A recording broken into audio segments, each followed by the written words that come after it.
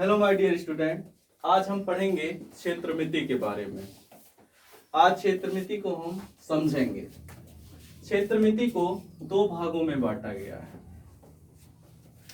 एक होता है द्विविमीय आकृति, द्विविमीय, जिसको कहते हैं 2D, जिसको कहते हैं 2D, 2 डायमेंशनल। और एक होता है 3D, जिसको 3D कहते हैं 3 डायमेंशनल, 3 डायमेंशनल। यानी कि मेंसुरेशन को दो भागों में बांटा गया है। एक होता है द्विविमीय और एक होता है 3D। अब 2विमीय में हम क्या पढ़ते हैं या 2D में क्या पढ़ते हैं? सबसे पहले तो हम पढ़ते हैं आयत। सबसे पहले पढ़ते हैं आयत, वर्ग, त्रिभुज, चतुर्भुज,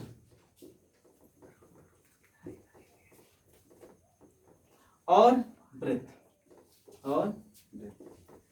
इसके अंतर्गत हम द्विविमीय 2D डायमेंशनल में हम आयत पढ़ते हैं, रेक्टेंगल, स्क्वायर और ट्रायंगल, क्वाड्रिलेटरल और सर्कल।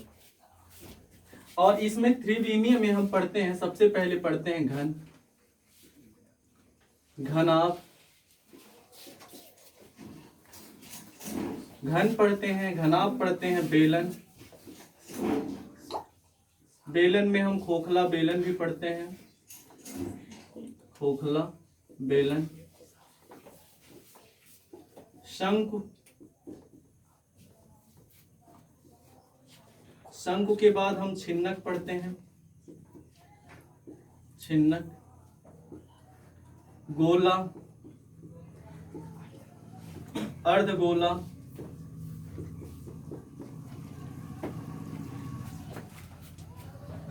प्रिज्म, यहां लिख दे रहे हैं my dear student, prism, pyramid. इन सब का अध्ययन हम करते हैं 3D में।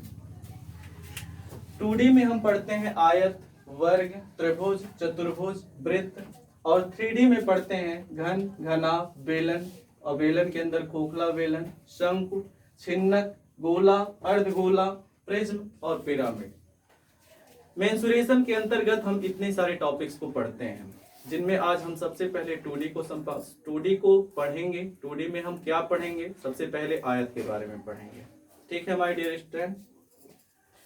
अगर हम बात करें, पहले तो इसका आप बना लीजिए, समरी बना लीजिए, सभी लोग, सब लोग बना लीजिए समरी। आई होप सभी लोग नोट कर लिए हैं। अब इसको हटाते हैं। आज 2D में हम सबसे पहले पढ़ेंगे आयत के बारे में। इसके बारे में पढ़ेंगे, आयत के बारे में। आयत, हेडिंग डाल लीजिए, आयत। आयत को इंग्लिश में रेक्टेंगल कहते हैं।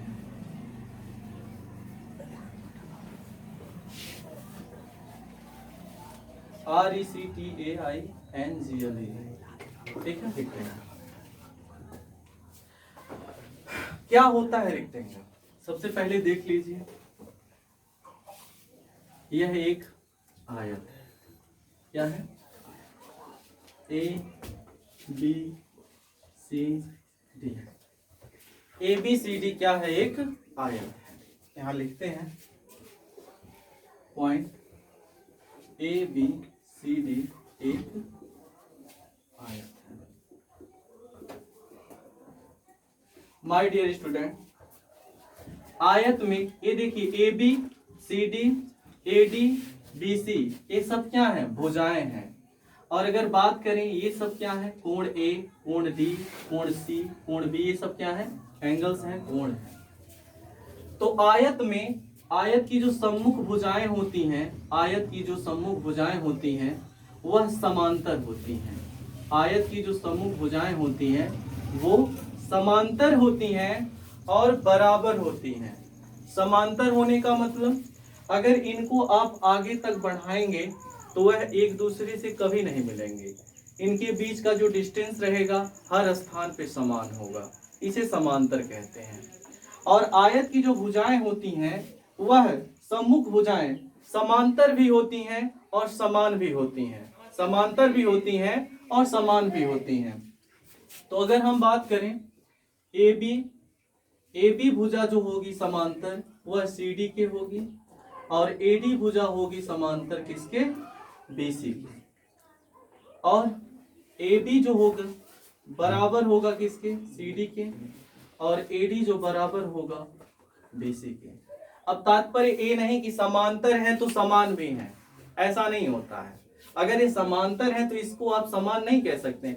समांतर होने का तात्पर्य है अगर हम कह दें ये छोटी लाइन इसके समांतर है तो क्या यह इसके समान भी है, नहीं। यह छोटी है यह बड़ी है लेकिन क्या है, समान है। अगर मतलब समांतर है, अगर इन्हें आप आगे बढ़ाओगे तब भी इनके बीच का जो डिस्टेंस होगा हर जगह क्या होगा, समान होगा। आई होप कि समांतर और समान समझ में आ गया होगा।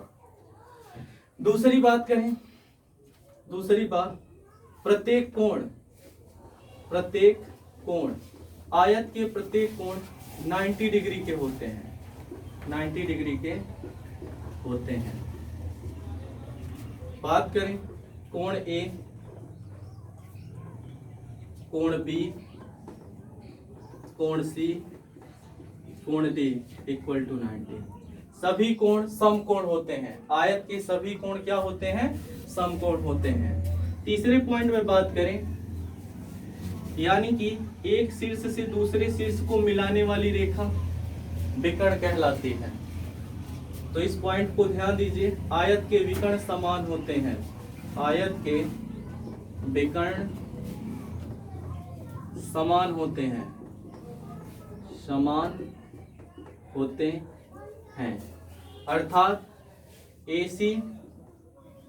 एसी विकर्ण जो होगा वह बीडी के बराबर होगा, एसी विकर्ण जो होगा वह बीडी के बराबर होगा।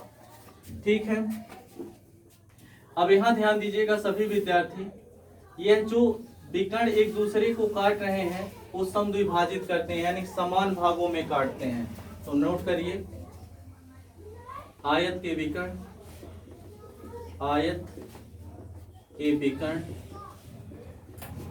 समद्विभाजित करते हैं, समद्विभाजित करते हैं, भाजित करते हैं। अब समद्विभाजित करने का अर्थ है अगर हम यहाँ इनको पॉइंट O मान लेते हैं तो जो OA होगा वह बराबर होगा OC के, बराबर होगा OD के, बराबर होगा OB के। यानी कि क्या करते हैं, सभी समद्विभाजित करते हैं।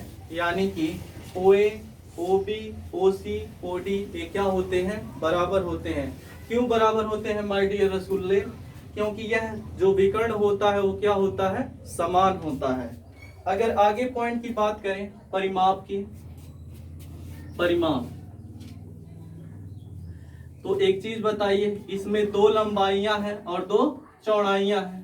दोनों क्या है, यानी कि लंबाई लंबाई के बराबर होगा, चौड़ाई चौड़ाई के बराबर होगा।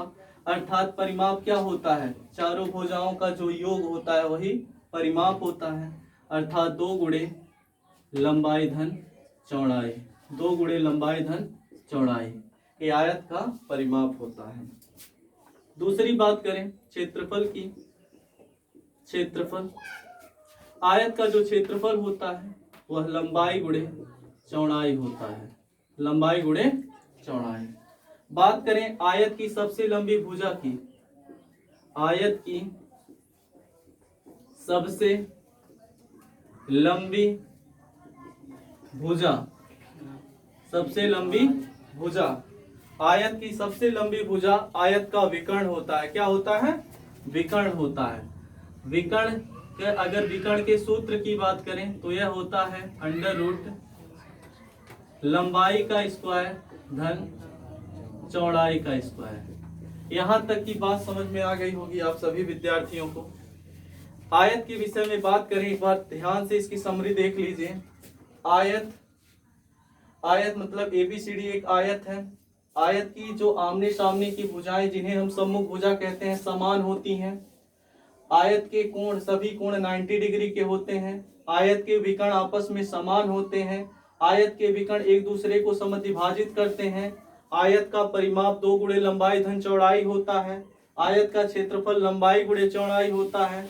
आयत की सबसे बड़ी भुजा जो होती है उसका विकर्ण होता है, और विकर्ण जो होता है वह अंडर रूट लंबाई का स्क्वायर धन चौड़ाई का स्क्वायर होता है। यहाँ तक किसी विद्यार्थी को कोई दिक्कत हो तो पूछ सकता है, नोट कर लीजिए।